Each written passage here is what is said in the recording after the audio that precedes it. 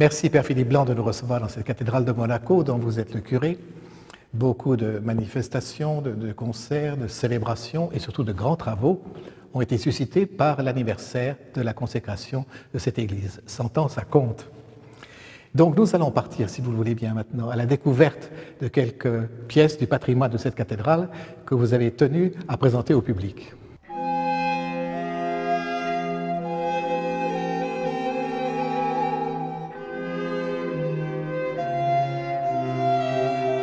La cathédrale de Monaco est plus que centenaire, bien des événements nous l'ont rappelé, mais connaît-on bien la cathédrale de Monaco? Grâce à vous, Père Philippe Blanc, nous allons découvrir beaucoup de choses, à commencer par ce que nous voyons, mais ce que nous ne voyons pas en fait, puisque sur cette façade de la cathédrale, il y a donc des bustes, il y a des images qui sont représentées, et grâce à une exposition, nous en voyons le détail. Alors qu'est-ce que nous voyons? Eh bien, nous voyons là les détails donc, des sculptures qui se trouvent sur la façade de notre cathédrale. Les 7 statues qui représentent les saints, au milieu desquelles s'est fait représenter l'architecte, M. Lenormand, comme c'était de tradition dans les œuvres d'art autrefois. Et nous avons là 3 reproductions des têtes qui entourent la rosace, le vitrail de la rosace de la cathédrale, donc sur la façade extérieure. 2 prophètes et une sibylle. Et là on voit que c'est quand même des têtes quand même très gothiques. Très gothiques, oui, puisque la cathédrale est une série de copies, on pourrait dire, à la fois copies de romans dans l'architecture et copies de gothique dans certaines pièces de sculpture. Alors grâce à vous, nous allons voir des détails. Nous allons voir à la fois des objets de culte, des vêtements liturgiques. Mais peut-être qu'il faudrait quand même d'un mot rappeler ce que c'est qu'une cathédrale. Ah, bien sûr. D'abord, la cathédrale, pour nous, c'est l'église dans laquelle se trouve la cathédra. La cathédra étant le siège sur lequel s'assoit l'évêque d'un diocèse. Donc c'est l'église mère d'un diocèse, c'est aussi l'église de l'évêque dans son diocèse. Il faut rappeler que le mot église a 2 sens. Hein? Avec une majuscule ou sans majuscule. Absolument. Avec une majuscule désigne la communauté de tous les baptisés, le peuple chrétien, le peuple de Dieu. Et avec une minuscule, l'édifice, le bâtiment.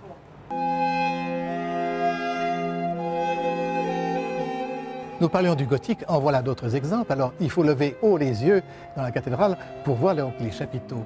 Et grâce à ces moulages, nous pouvons en voir le détail. Alors si vous entrez donc dans notre cathédrale, il y a différents chapiteaux de différents styles, tous plus ou moins d'inspiration gothique, avec des feuilles d'acanthe. Et là on a représenté 2 de ces chapiteaux. De fait, on les voit mieux dans le moulage tel qu'on les présente aujourd'hui que lorsqu'on est dans la cathédrale où ils se trouvent en hauteur. Dans bien des églises, il y a des tableaux que l'on voit déjà assez peu, parce qu'il y a toujours une question d'éclairage.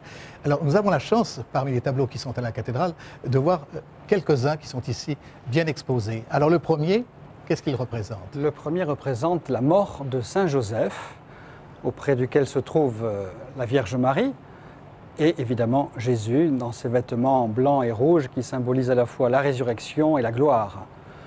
Saint Joseph est représenté au milieu des anges, au milieu des apôtres également. Un tableau qui est visible dans le déambulatoire de la cathédrale, mais comme il est un peu mal situé dans la cathédrale, il vaut mieux le regarder ici, on le voit d'une manière plus agréable. Et c'est une très belle œuvre de Ferrari, Orazio de Ferrari, qui a peint aussi pour le prince. À quelle époque? XVIIe siècle.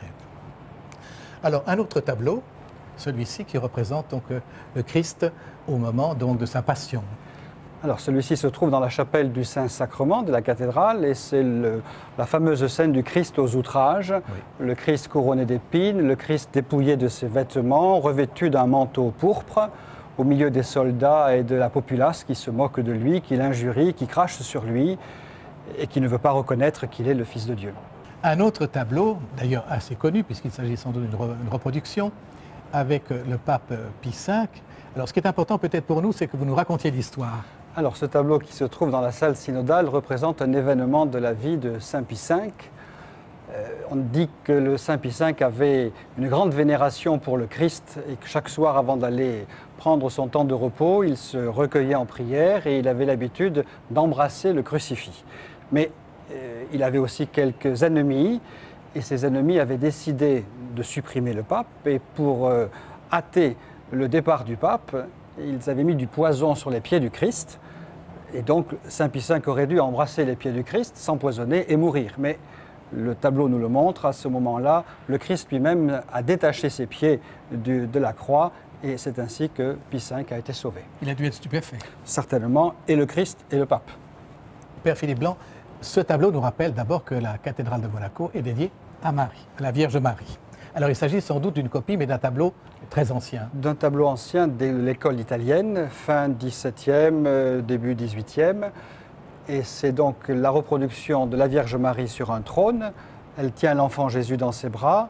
Et l'un et l'autre, la Vierge et Jésus, remettent un chapelet, un rosaire, soit à un pape, soit à une reine. Il y a aussi un empereur, des rois, des cardinaux et des dames de compagnie qui sont présentes à cette scène. Et on peut noter aussi que le pape a déposé sa tiare auprès du Christ lui-même. Et que l'on voit un paysage par derrière. Oui, on voit déjà une perspective très légère s'annoncer. On n'a pas su de quel paysage il pouvait s'agir. Et c'est déjà l'époque où précisément on émet plusieurs plans successifs. On commence à émettre plusieurs plans, mais on est au tout début de cette époque, si bien que là, on a l'impression qu'il y a une concentration un peu importante de personnages et qu'ils se bousculent. Oui. Un autre tableau relatif à la mort de Jésus. Oui, un tableau très touchant, très émouvant, qui nous montre donc le Christ mort entre les mains de sa mère.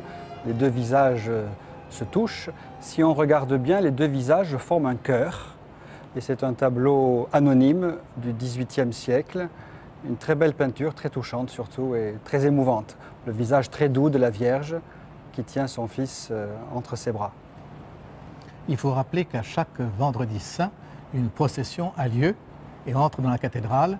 C'est précisément un hommage au Christ mort. Oui, puisqu'il y a cette procession assez unique à Monaco, la procession du Christ mort avec les membres de l'archiconfrérie de la Miséricorde, où on promène dans les rues du Rocher, on peut dire, le gisant du Christ qui entre dans la cathédrale. Père Philippe Blanc, souvent dans nos églises se trouvent réunis, conservés des reliques, donc dans des reliquaires, également bien sûr dans votre cathédrale, dont je rappelle vous êtes le curé. Ici, nous sommes devant un reliquaire, alors tout à fait étonnant, j'allais dire époustouflant. Un reliquaire assez unique qui a été restauré pendant 2 années, qui est du XVIIIe siècle, XIXe.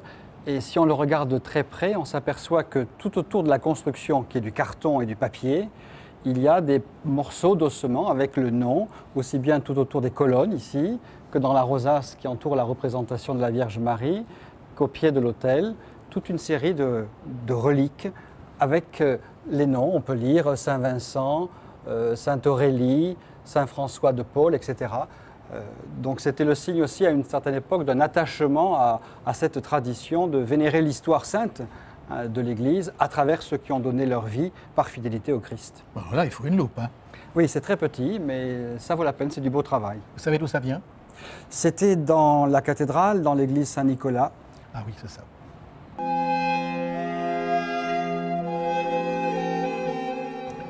L'Église a officialisé le culte des reliques et le culte des saints.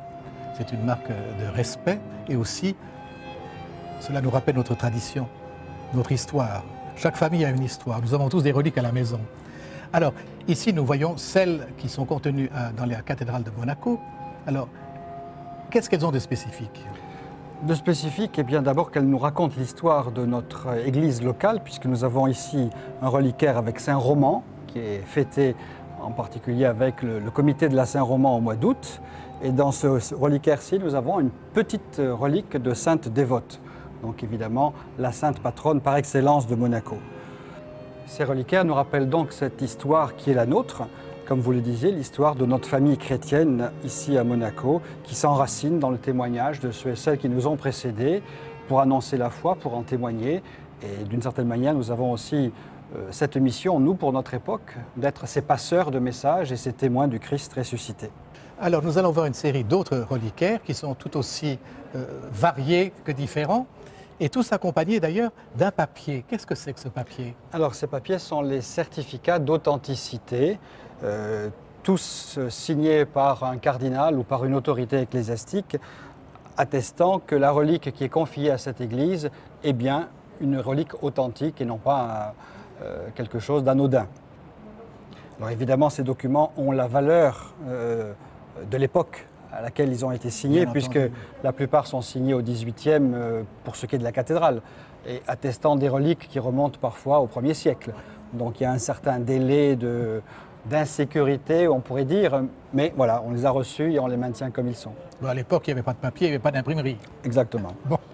Alors, ici, elles sont tous des reliquaires très petits, donc peut-être plus personnels qui ont été donnés. Hein. Alors ça nous montre bien que les reliques ont toujours été quelque chose d'assez précieux dans la communauté chrétienne.